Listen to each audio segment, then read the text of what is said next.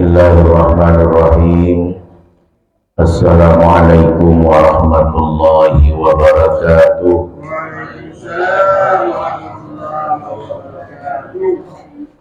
Alhamdulillahirabbil alamin. Arsala rasulahu bil huda wa dinil haqq yuzhirahu ala dini kullihi wa kafa billahi shahida.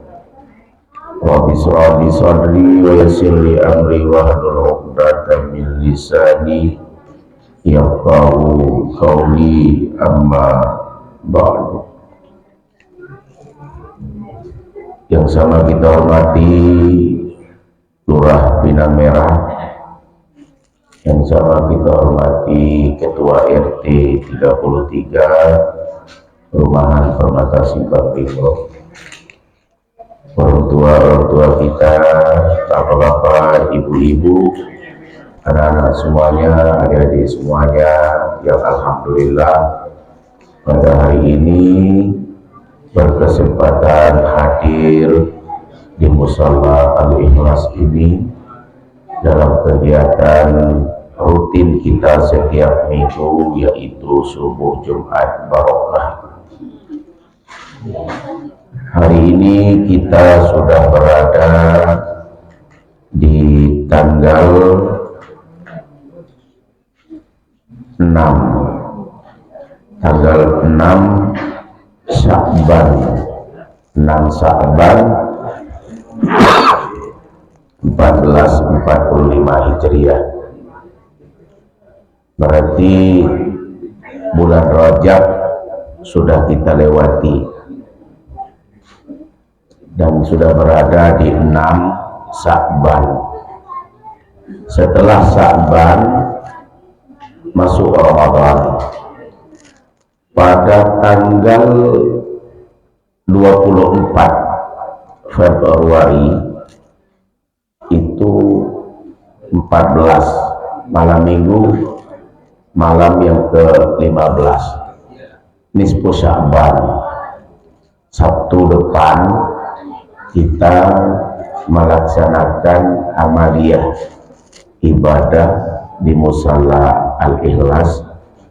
Sehabis sholat maghrib kita akan mengisi amaliyah di bulan Sya'ban, yaitu nisfu Sya'ban, Sabtu malam minggu. Kita akan membacakan surah Yasin 3 kali. Surah Yasin yang akan kita baca, yang pertama kita minta umur badan sehat, kita minta rezeki yang luas, kita minta hati yang selalu diberikan keistiqomahan. Itu niat dalam bulan Sya'ban. Dalam hadis Rasulullah katakan, inna hadza sahara yughfalun nas fihi baina Rajab wa Ramadan. Ini bulan yang mana bulan-bulan yang mana manusia banyak lupa, banyak lalai dan terlalu sibuk, antara bulan Rajab dan bulan Ramadan. Kenapa ini banyak bulan Rajab, antara bulan Rajab dan bulan Ramadan yang disibukkan banyak manusia? Contoh,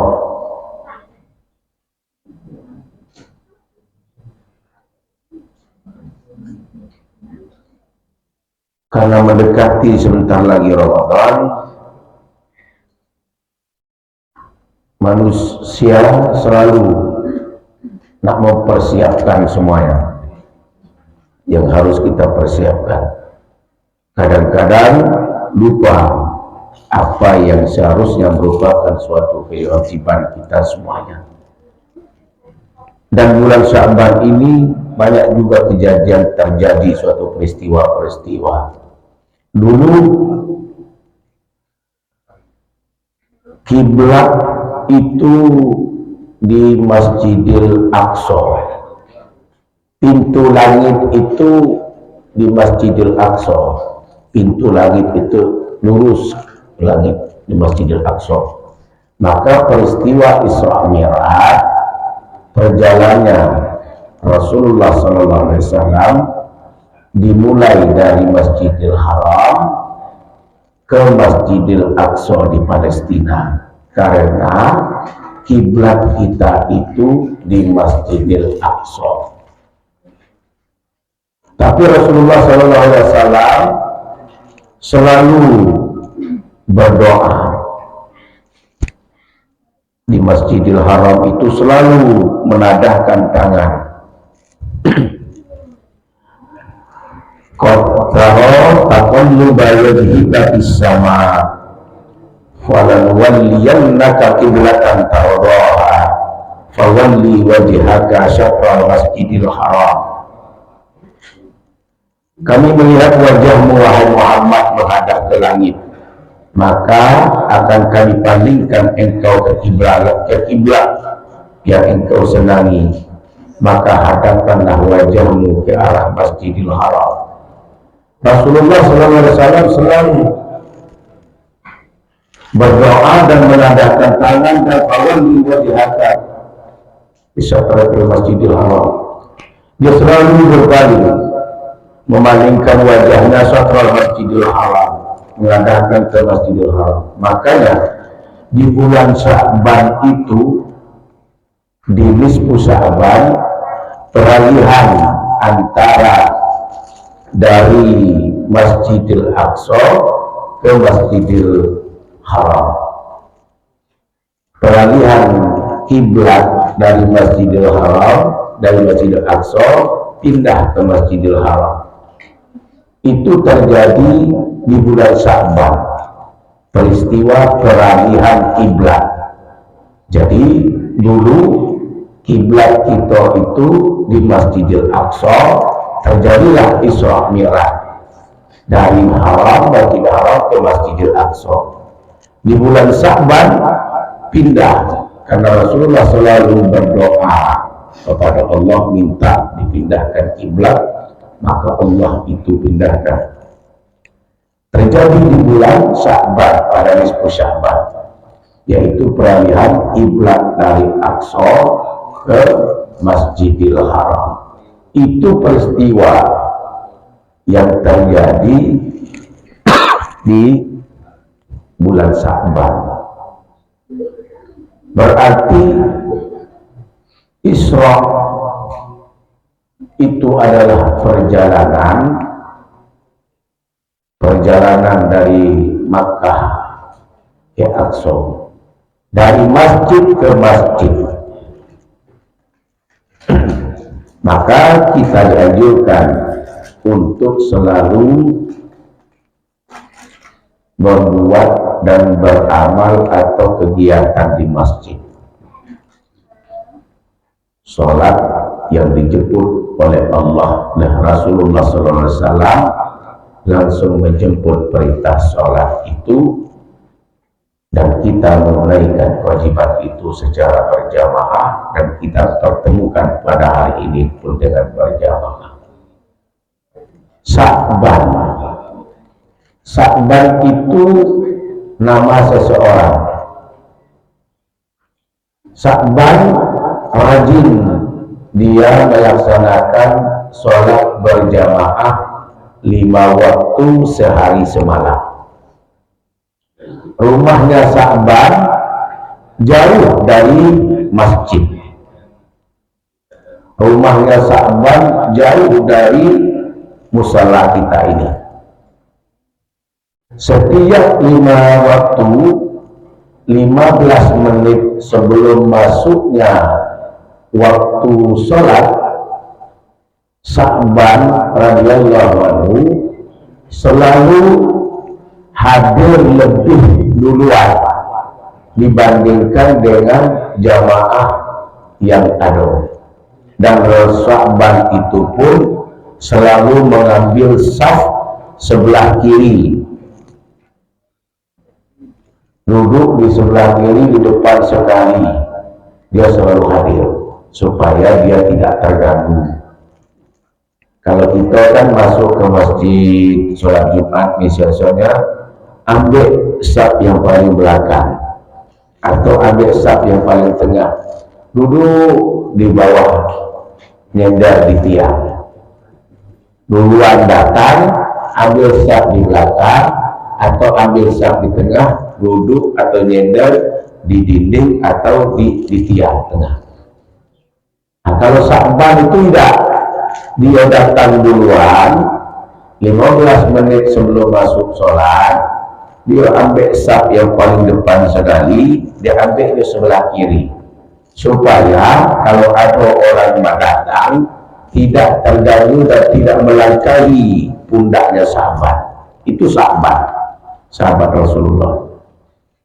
Setiap 5 waktu akan mengerjakan sholat subuh berjamaah. Di suatu ketika sholat berjamaah pada waktu subuh akan dimulai, Rasulullah menjadi imam. Kalau orang sering datang berjamaah sholat 5 waktu, suatu ketika imam itu mau mengimami kita semuanya, pas ditengok imam itu ke belakang, ada jamaah yang sering datang ke musalla tidak hadir pada waktu tersebut, itu ditanya sama Rasulullah, terutama sholat subuh. Pak Smedi, mana Pak Chandra? Apa dia pagi hari ini? Ditanya sama imam. Kenapa? Karena sering sholat subuh, waktu itu Rasulullah jadi imam. Tanya lagi Pak Smedi, Pak Wawarizal mana? Kalangan katanya. Oh tahu, berarti beliau berangkat duluan, jam 3 subuh berangkat.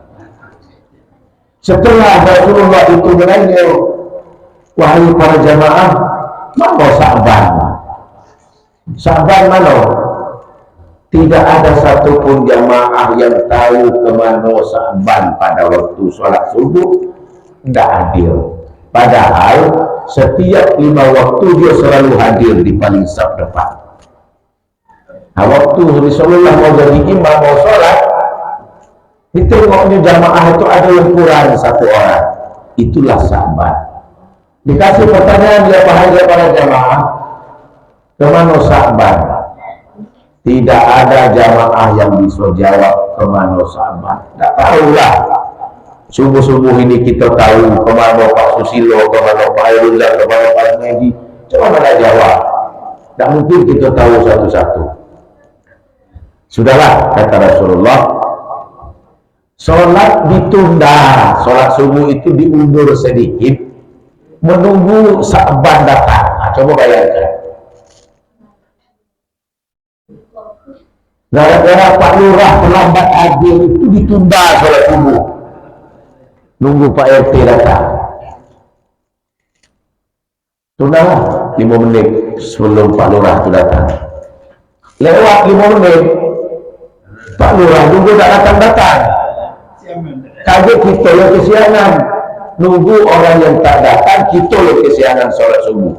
Apa kata Rasulullah? Ya sudahlah, daripada kesiangan kita sholat berjamaah, sholat subuh. Sudah sholat subuh, bukannya Rasulullah itu berhenti bertanya kepada jamaah, wahai jamaah, kira-kira sholat subuh lah selesai atau tidak? Lah datang belum Pak Lurah tadi? Belum juga datang rupanya Pak Lurah tidak hadir sama sekali berjamaah sholat subuh. Untung kita kerjakan sholat subuh duluan. Kalau masih juga kita tunggu, Pak Lurah dah datang-datang. Tanya lagi Rasulullah, wahai para jamaah, saya ini jadi penasaran, kenapa Pak Lurah ini selama 5 waktu selalu hadir berjamaah, duluan perlu datang, subuh kali ini tidak sama sekali. Penasaran Rasulullah, kira-kira rumahnya Sa'ban di mana jamaah? Rupanya dari jamaah sekian itu banyak yang tidak tahu di mana posisi-posisi rumah para jamaah, di mana dia tinggal. Tidak tahu di mana rumah tinggalnya rumah Sa'ban itu. Nunjuk seorang jamaah, ya Rasulullah, saya tahu di mana Sa'ban itu tinggal, tahu di mana Sa'ban itu berdiam. Kalau kita berjalan dari sini ya Rasulullah, mulai dari subuh ini, insya Allah kisaran-kisaran sampai duha nanti. Kalau kita prediksi berjalan dari sini 3 jam lah kira-kira. Wah, jauh kata Rasulullah. Rupanya Sa'ban rumahnya itu dari Musalla Al-Ikhlas 3 jam perjalanan. Sholat berjamaah di Musalla Al-Ikhlas 3 jam perjalanan. Kira-kira berapa di mana tinggal itu Pak Surahman? Bayung Lincir dia tinggal. Sholat subuhnya di Musalla Al-Ikhlas. Berjalan Rasulullah itu ke rumah Sa'ban itu 3 jam. Dari Permata Simbarimo ke Tantan. Ketemu Rasulullah itu berjalan dengan para sahabat ke rumah Sa'ban. Inilah rumah Sa'ban.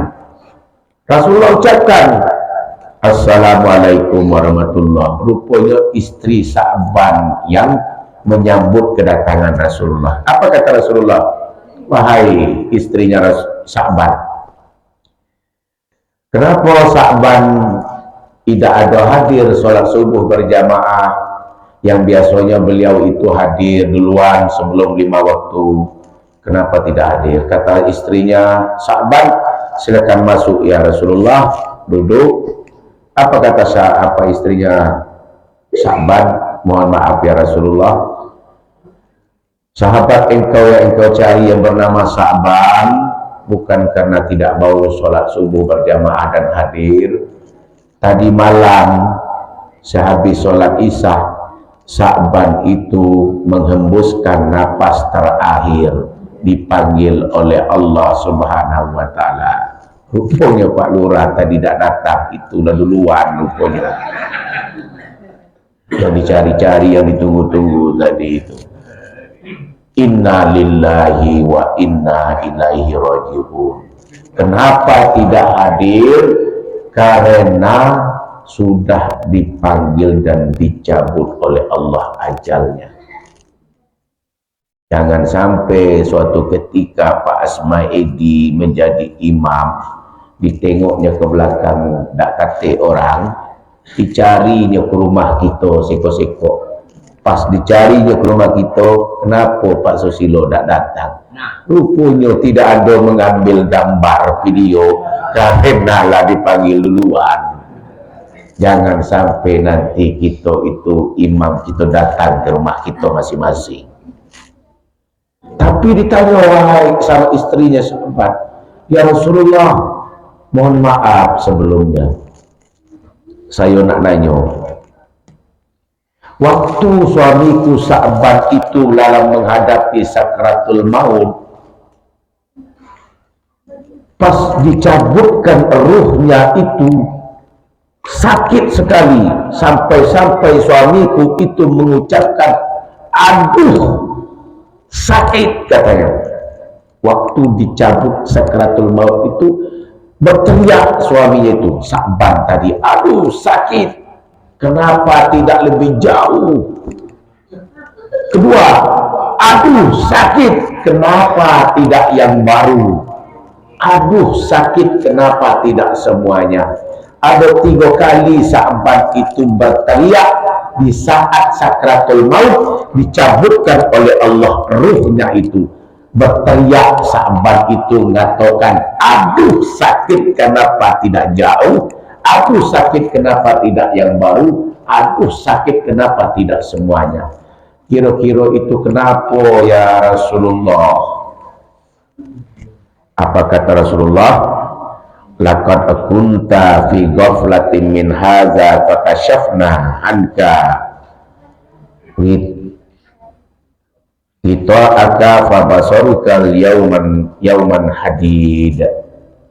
Jadi kata Rasulullah, mata kita ini karena kita dahulu itu lalai tentang banyak peristiwa, maka saat ini yang ditutup, yang menutupi mata kita ini sekarang ini diperlihatkan pada hari ini dengan penglihatan yang sangat tajam. Dulu mata kita itu terbatas, penglihatan kita ditutup semuanya oleh Allah. Tapi di saat hari ini beliau ini dibukakan oleh Allah penglihatannya. Penglihatan itu tajam sekali, tak terbatas. Allah berikan kemampuan untuk melihat apa? Melihat amaliyah ibadah yang pernah ia lakukan. Allah bukakan matanya dengan mata yang tajam. Pertama, di saat ucapan Sa'ban mengatakan itu, aduh kenapa itu jauh, itu Sa'ban itu melihat dengan tajam apa amaliyah ibadah dia itu, rumahnya itu jauh dari Banyulincir itu ke Musala Al-Ikhlas. Aduh kenapa tidak lebih jauh.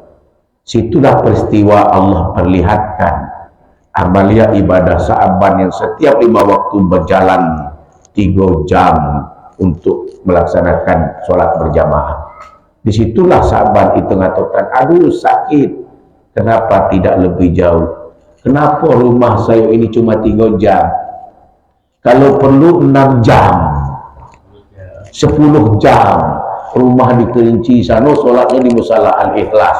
Itulah maksudnya, supaya banyak langkah lagi untuk mendapatkan amalnya. Itulah peristiwa yang pertama. Kenapa katakan aduh kenapa lebih jauh? Itu adalah kalau perlu lebih jauh lagi, jangankan 3 jam, 6 jam. Yang kedua, aduh kenapa tidak yang baru? Perjalanan 3 jam itu sungguhlah jauh. Sa'ban itu pakai pakaian 2 lapis. Pakaian yang baru ditaruh di dalam, pakaian yang bekas di luar. Kalau dalam perjalanan dari rumah Banyulincir itu ke Musala sini pakai motor, pasti kita kena debu atau kotor dan sebagainya macamnya. Berjalan. Di suatu ketika mau ke masjid, ke Musala Al-Ikhlas itu, di pertengahan jalan, ada dia melihat seseorang itu dalam keadaan kedinginan. Kalau tidak dikasih pakaian, mati, meninggal seseorang ini.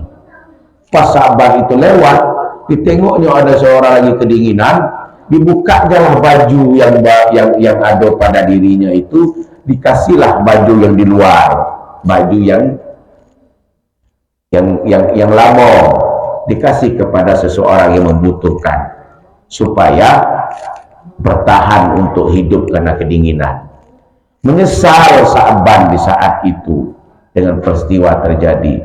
Ya Allah, kenapa waktu saya itu hidup kemarin memberikan seseorang itu dengan pakaian yang lama?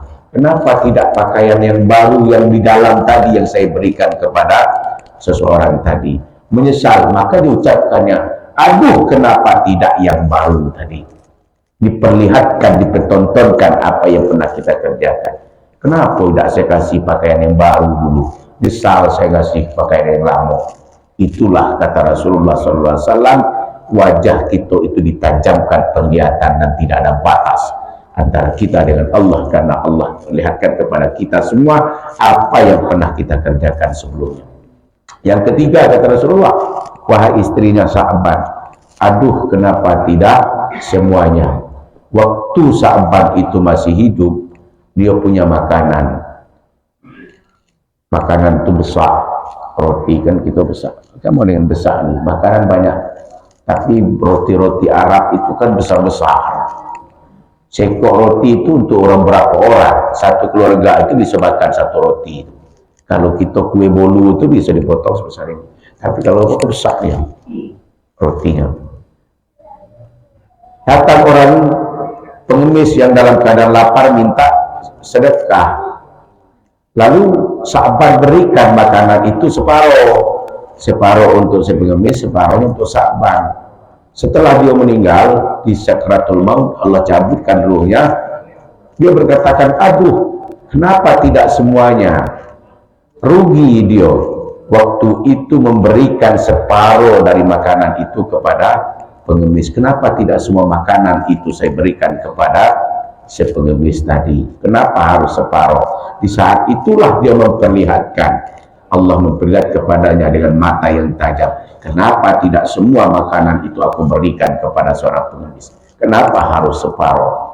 Itulah arti makna daripada peristiwa seseorang yang bernama Sa'ban, orang yang rajin beribadah, sholat 5 waktu sehari semalam. Sebelum ajal kita dipanggilkan oleh Allah Subhanahu wa Ta'ala, maka kalau iman kita ada, walaupun rumah kita jauh, insya Allah tetap kita akan hadir di musala kita. Yang kedua, setiap apapun yang kita akan berikan, baik makanan ataupun yang lain, berikan yang baru, jangan berikan pakaian yang bekas. Yang ketiga, setiap makanan yang kita berikan, usahakan kita sedekahkan, yaitu dengan niat lillahi ta'ala, yaitu apa yang kita mampukan berikan kepada orang lain. Jadi di bulan Sya'ban perbanyaklah kita mengingatkan Allah. Yang kedua, makmurkan dan persiapkan kita untuk menuju Ramadan. Yang ketiga, mempersiapkan diri menjelang Ramadan. Yang keempat, kita selalu istiqomah sehingga masuk di bulan suci Ramadan mendapatkan ganjaran pahala yang harus kita dapatkan. Wabillahi taufiq wal hidayah. Wassalamualaikum warahmatullahi wabarakatuh. Waalaikumsalam.